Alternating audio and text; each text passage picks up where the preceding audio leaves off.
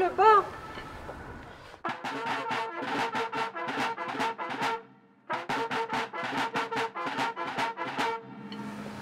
Lecture du message de la déportation. Message des déportés pour la journée nationale du souvenir de la déportation, dimanche 24 avril 2016. En cette journée dédiée au souvenir de la libération des camps nazis, de concentration et d'extermination, nos pensées vont d'abord vers les souffrances de celles et ceux qui y sont morts. Nous voulons aussi rendre hommage aux déportés qui, grâce à la solidarité face à la tyrannie, ont survécu malgré l'horreur de leur situation. Sans équivalent dans l'histoire, ces camps de la mort avaient pour principe la supériorité de la race aryenne et pour conséquence l'élimination de leurs opposants et l'éradication par des méthodes de mort industrielles de plusieurs millions de femmes, d'hommes et d'enfants. En 1946, le procès de Nuremberg, fondé en partie sur le témoignage des déportés, a permis d'élaborer la notion juridique de crime contre l'humanité, suivi en 1948 de la Déclaration universelle des droits de l'homme adoptée par les Nations unies. Les déportés pouvaient donc penser que les tragédies qu'ils avaient vécues ne se reproduiraient pas.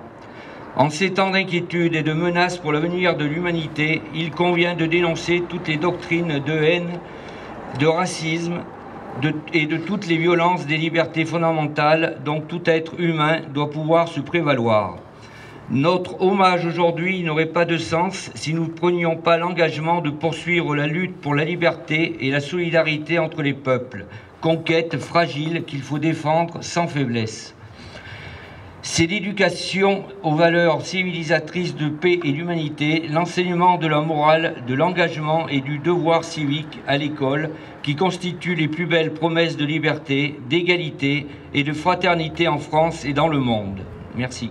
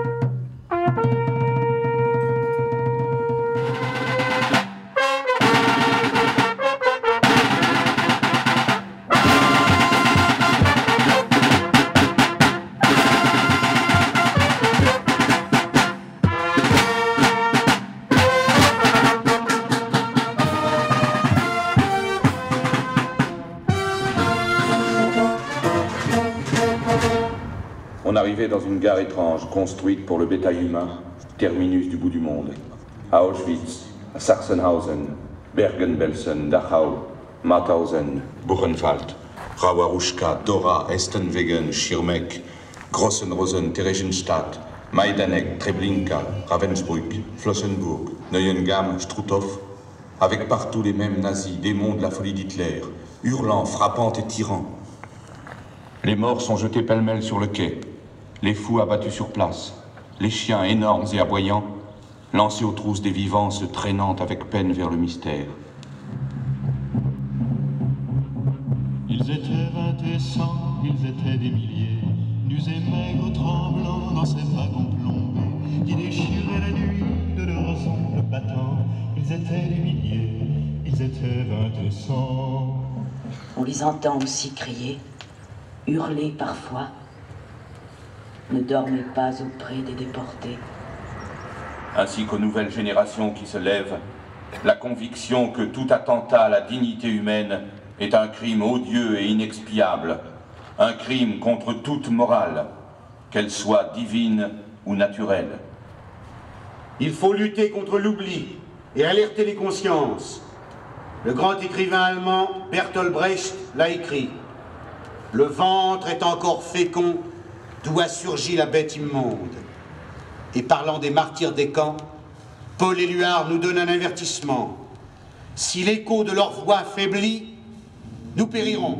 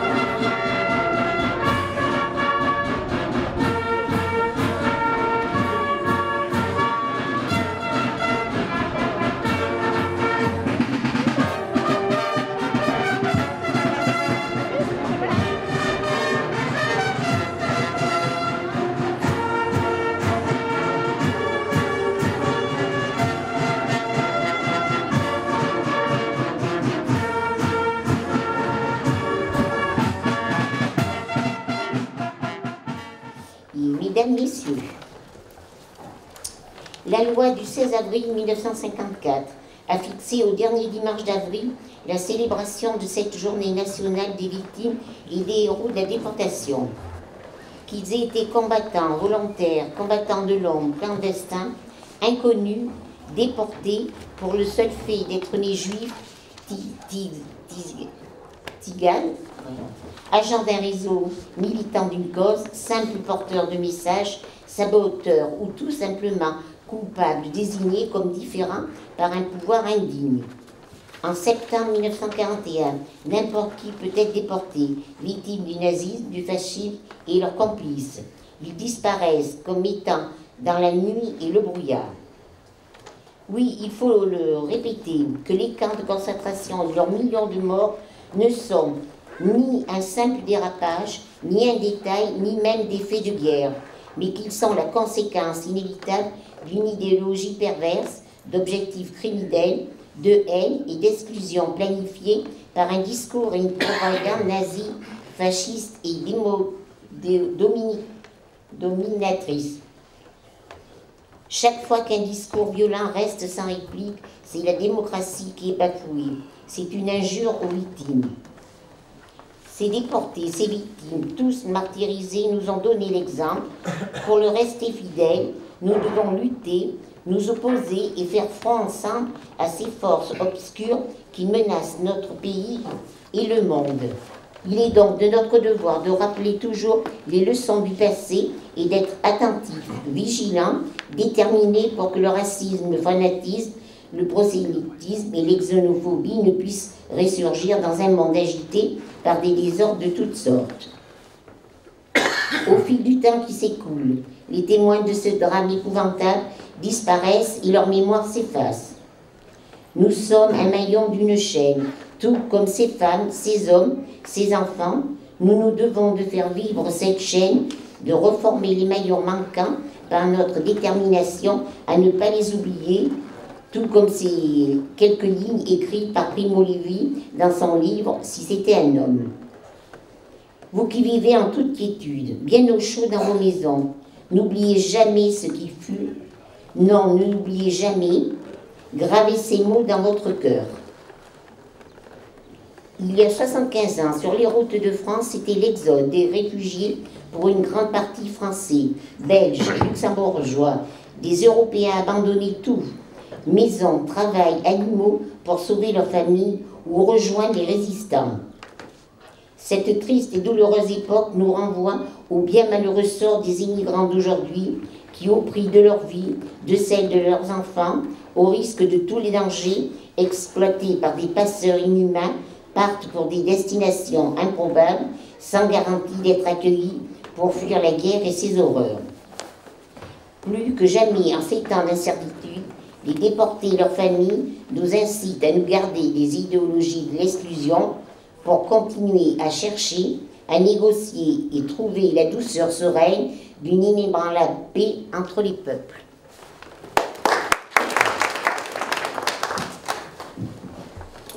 Monsieur le maire, chers collègues élus, mesdames, messieurs les responsables d'associations d'anciens combattants, de résistants, monsieur le major de la gendarmerie, messieurs les pompiers, mesdames, messieurs les représentants des associations, mesdames, messieurs, chers amis, en ce dernier dimanche d'avril, nous voilà à nouveau réunis pour cette journée nationale du souvenir des victimes et des héros de la déportation.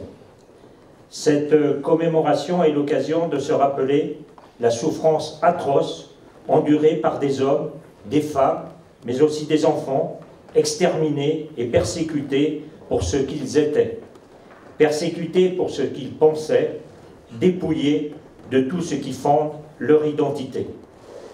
Chacune des cérémonies nous interroge sur l'inhumanité qui a régné dans ces lieux de la mort et de la déportation. Comment des êtres humains ont-ils pu commettre de telles atrocités à d'autres êtres humains, à des femmes, à des enfants, à des vieillards qui ne leur avaient rien fait?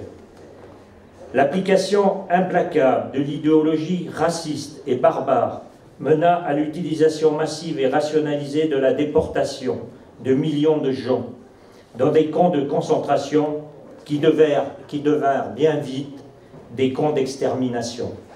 Des millions de morts, des juifs, des tziganes, mais aussi des hommes politiques, des syndicalistes et aussi de simples gens. Tout cela parce qu'un peuple s'était laissé abuser en raison de difficultés économiques, d'une grave crise à l'époque, jusqu'à confier son pays à un parti à l'idéologie nationaliste et raciste, mais soutenu par des milieux d'affaires, les grands patrons sidérurgiques de la rue, entre autres.